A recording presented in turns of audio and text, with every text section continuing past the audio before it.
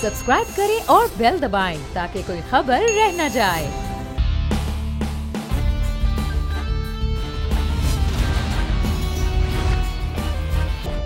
اور اس سے پہلے وزیراعظم عمران خان نے جو اظہار خیال کیا قومی اسمبلی کے اجلاس پہ، اس سے بات کریں گے۔ ہمارے ساتھ نذیر لغاری صاحب ہمیں جوائن کر چکے ہیں۔ نذیر لغاری صاحب، وزیراعظم نے تو صاف صاف کہا ہے کہ لبرلی کرپٹ اپوزیشن ہے، ان کی کسی بات سے انہیں کوئی فرق نہیں پڑتا کیونکہ وہ ان کا اگلا پچھلا جانتے ہیں۔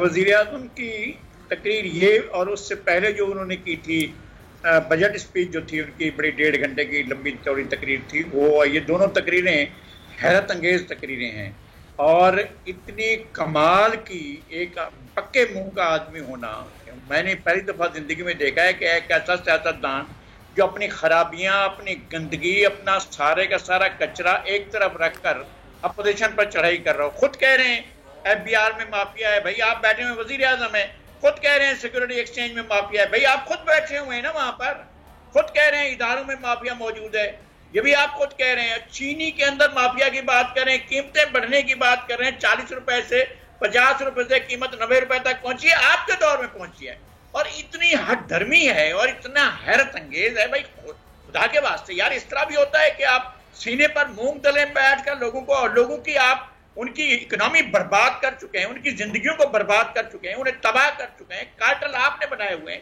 آپ کے ساتھ بیٹھے ہوئے ہیں کارٹل بنانے والے، آپ کی کابینہ میں بیٹھے ہوئے ہیں، آپ کے دائیں بائیں بیٹھے ہوئے ہیں، اور انہوں نے اس ملک کو ایک رات میں 30 ارب روپے کا ٹیکہ لگایا ہے جب یہ پیٹرول کی قیمتیں بڑھی ہیں، اور آپ جو ہے یہاں پر دھڑلے سے آ کر فلور آف دا ہاؤس پر کہہ رہے ہیں کہ جناب پلاں کرپٹ ہیں اور ہم تو پارسا ہیں، ہم احتساب کریں گے، اور یہ جو ہے سب کچھ۔ بھئی آپ نے تو سب کچھ کیا ہے، اب ذرا بتا دیتے نا کہ بی آر ٹی کا کیا نتیجہ ہے، بی آر ٹی میں آپ نے کیا کیا ہے، آپ کے لوگوں نے کیا کیا ہے، سپریم کورٹ کیوں چلے گئے، وہاں جا کے کیوں رکوا رہے ہیں کہ جناب بی آر ٹی کے بارے میں انویسٹیگیشن نہیں کی جائے۔ ملک کو لوٹا گیا ہے، بی آر ٹی پہ لوٹا گیا ہے۔ پھر آپ خود بتاتے ہیں کہ جناب کیا ہوا معلم جبا کا جو سینکڑوں ایکڑ زمین جو ہے، اور ایسی پرائم لینڈ کے پاکستان کی انتہائی مہنگی زمین کو آپ نے اونے پونے داموں بھیج دیا، اس کے بارے میں کوئی حساب دیں۔ آپ ہیلی کاپٹر اڑاتے رہے ہیں سرکار کا، اور آپ نے آج تک اس کا حساب نہیں دیا۔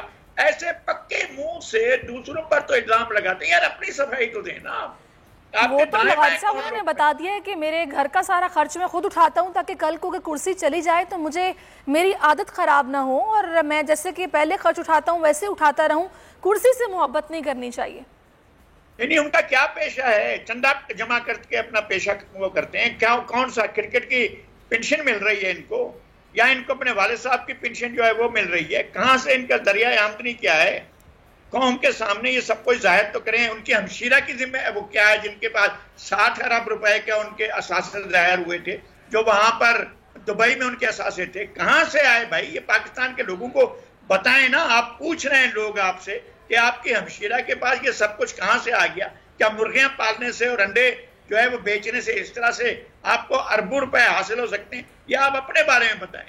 نواز شریف چور تھا، پیپلز پارٹی والے چور تھے، آپ کیا ہیں بھائی؟ آپ کے لوگ کیا ہیں؟ آپ کے دائیں بائیں بیٹھے ہیں، آپ کے پاس چینی مافیا بیٹھی ہوئی ہے، چینی کو آپ نے خود کابینہ کے اجلاس کی صدارت کرتے ہوئے خود چینی کو ایکسپورٹ کرنے اور سبسڈی دینے کی آپ نے خود بات کی، خود اس پر، اور پھر آپ اس کی ذمہ داری قبول کرنے کو تیار نہیں ہیں اور ہوا میں تیر چلاتے رہے ہیں۔ وہ تو یہ بول رہے ہیں کہ سٹرگل کر کے لیڈر بنتے ہیں اور سٹرگل کی جا رہی ہے۔ انہوں نے کہا ہے کہ اس ملک کو ریاست مدینہ کی طرز پر ہم نے چلانا ہے، اور ایک ویژن اور ایک پالیسی ہوتی ہے جو کہ ایک پارٹی کو فالو کرنی چاہیے، ایک لیڈر کو فالو کرنی چاہیے، اس پر عمل کروانا چاہیے، وہ ہم کر رہے ہیں۔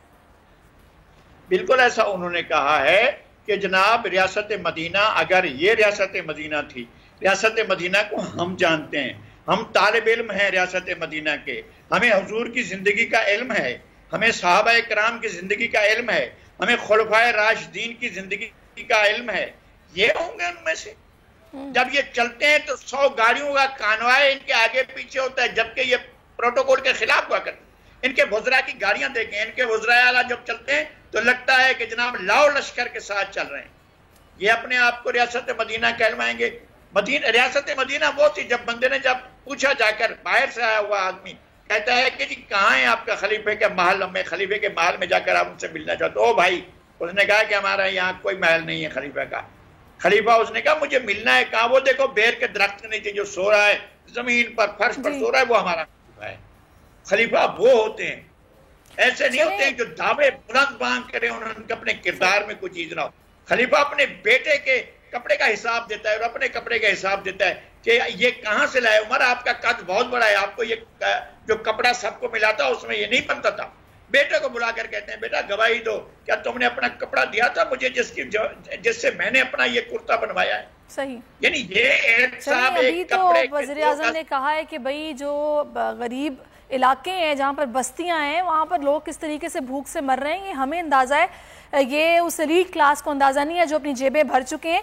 तो कुछ किया जा रहा है वो सोच समझ कर किया जा रहा है, बाकी अल्लाह ताला हालात को बेहतर करे। लगारी साहब बहुत शुक्रिया आपका। इसके साथ ही नाज़रीन आपसे भी इजाज़त चाहेंगे, अल्लाह हाफ़िज़।